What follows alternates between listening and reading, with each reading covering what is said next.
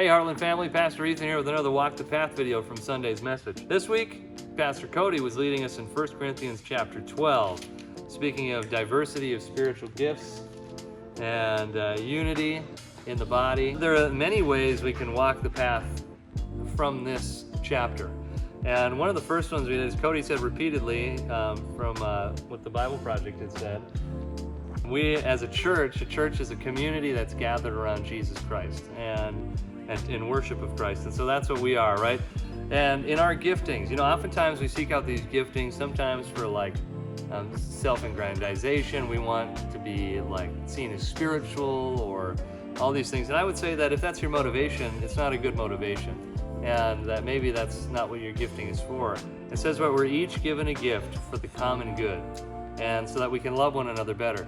We should be seeking them and asking for them, but not out of selfish ambition or impure motives or jealousy of someone else who has a gift, but because we want to be able to love the body of Christ better, because we want to be able to speak to members of that body in a way that's meaningful and impactful for them. It's all based in love, which we're going to get to in next week. And I would also encourage you, what is your place in the body? Maybe that's something we figure out this coming week as we walk the path. Another thing to think about as we walk the path is it's kind of funny these days how many Christians you talk to that will say, oh, I'm a follower of Christ, but I'm not in a church. I don't.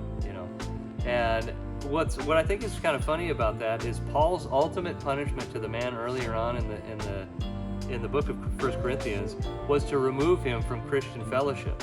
We have people that are actively choosing to not be in Christian fellowship and saying they're followers of Christ, and I think that they probably are, but that is not the way we were intended to do things. We were intended to be one body. As Cody said on Sunday, isolation causes temptation. We were called to be one unit, working together in harmony, working together for the common good and for the exaltation of Jesus Christ. And so I think that would encourage you, get to be more a part of the body, get to know other parts of the body. And how can we know each other's giftings if we don't know each other? So we need to step across the room, go talk to someone you didn't speak to before, maybe call someone from the church and set up a lunch or a breakfast, and just let's get to know each other, because that's going to be huge in activating our gifts and activating this body.